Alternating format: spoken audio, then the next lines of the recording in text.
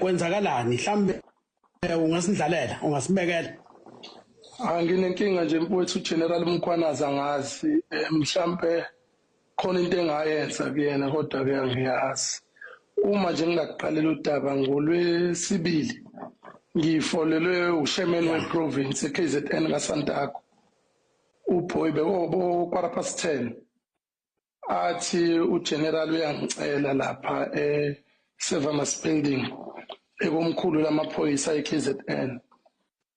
Kusho ukuthi bengiqeda ukugeza nje bese ngivele ngigqoka bese ethi unkosikazi hayi ungayi noma ngikuphelezele ngithi mina hayi ngifuna ukoza ufunani.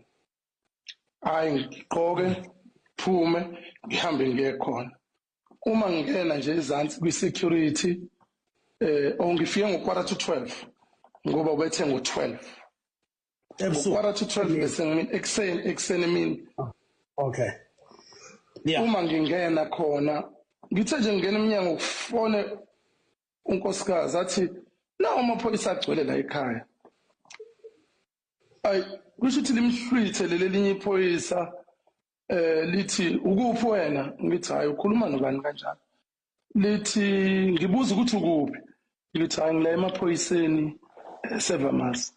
Bese ethi emaphoyiseni wenzani ngithi hayi ngibiza uGeneral Mkhwanazi. Athi ukuphi ifloor ngithi angakafiki kwifloor. Ngimile la ngilindele umuntu ozongilanda angisikuyena uGeneral Mkhwanazi. Athi siyaza lapho uhamba nawo lama security akho. Ngithi yebo ngihamba nawo ama security akho. Athi okay siyeza manje kuwena angazi konakeliphi. Lithi ngingena ngaphakathi bese ngibona uBoy isihlalo wethu weprovince kaSantako.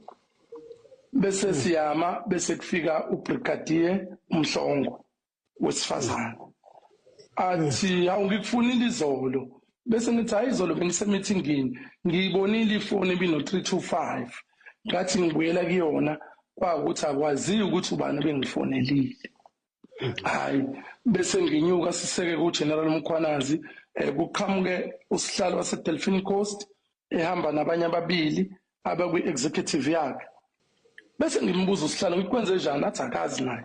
Hayi uma ngabe sikhuphuka sike singene eoffice sihlale phansi kukhona amaphoyisa aseDolphin Coast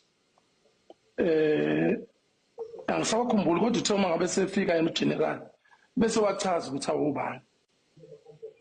Njoba ngikhuphuka nje sengiworried ngoba ngilokhu ngifonela bese ngabe ngisayibamba ifoni ekhaya ngithi mina uma ngabe phela kwamaphoyisa busy security le response ufonele leSedurban North police station ngoba lamaphoyisa agqoke uniform kodwa awanawo amagama la ukuthi lubani.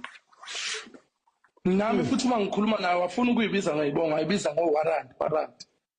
Hayi uma ngingena nje uGeneral Mkhwanazi angena sibingelele kahle bese ebuza ukuthi interview angayikhuluma ngesilungu noma ngesizulu. Bese ngibuka ukuthi khona olunye uhlobo bese ngithi hayi ayikho inkinga ngakhuluma ngesingisi. Bese yalidlala udaba ukuthi hayi unenkinga kule construction laphana eDolphin Coast. Abantu abenza izinto ezirongi uNkululeko Mkhize akekho ayiliqale ngixwaye lapho uthi awu le ndoda yasikhuluma ngomuntu wabantu owashona sekwenze njani. Athi uNkululeko Mkhize sikhuluma ngaye owashonela eBhalito ngo-2023 September. Dutshulwa amaphoyisa. Okay, yeah. So uma ngabe ngihleli la akhuluma athi mina angaqondisa asho istory ukuthi kunemavena vinjwayo laphana ungibizile mina nami ukuthi ngizochaza ukuthi kwenzakalani. Uma ngabe seqedile ukulandela istory sakhe bese ngithi I'm confused mina ukuthi kwenzakalani la ngoba ngiconfused. Bese ethi wena nje uthi angikhulume ngesingisi ngithi cha ngididwa isingisi.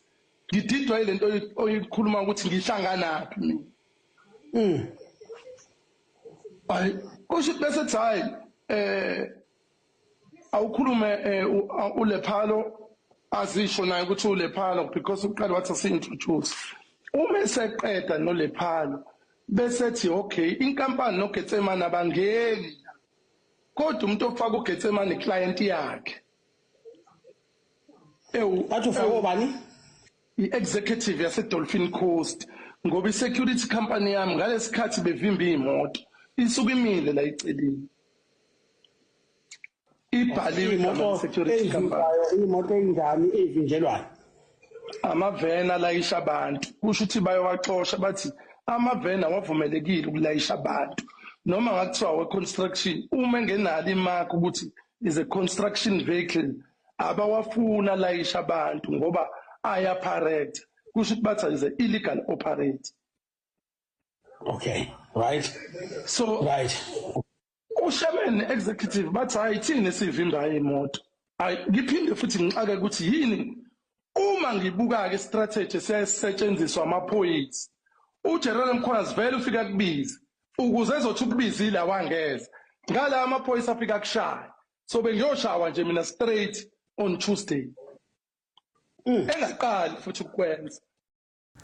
Hello Mzansi, welcome to Mgosa Mzansi. If today is your first time visiting this channel, please do the right thing and click the subscribe button, and also don't forget to smash the like button. We are trying Thomas Getsemane. Thomas Getsemane uyi-taxi owner phenza bank businessman lo dume kakhulu laphana aKwaZulu Natal ngemva kokuthi afune nguNhlanhla Mkhwanazi, and uyasho ukuthi yena he doesn't really know why uNhlanhla Mkhwanazi amfuna because yena adekho tindo letingekho emthethweni latenda kungu-businessman njena aphenze lapho awunema-taxi ayikho nje into lengathi iphambane nomthetho alayendako. So uyasho nje ukuthi it's not the first time futhi afunwa nguMkhwanazi, and uyasho ukuthi he doesn't really know ukuthi yini le Mkhwanazi ambangisa yona because yena adekho tindo letibi latendako. So uyasho nje ukuthi akade ukuthi Mkhwanazi kahle kahle umfunani, and kwake kwaba nestory sakhe la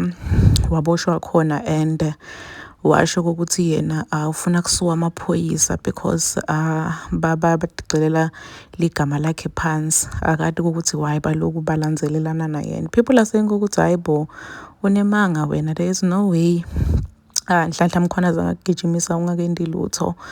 Where there's smoke there's fire. Khona into le off wena lo yendile and or lo yendako rather, and tenza batakuti tuvakala uqasha nje ngokuthi unema-taxi uqashe ngokuthi unema-business, but sho ukuthi khona mgunyade lo wendaka kamani nje uNhlanhla Mkhwanazi akufune ungakendanga lutho. Ayinoki ingayuswanga. Please do comment what you think below down in the comment section. Don't forget to hit the notification bell.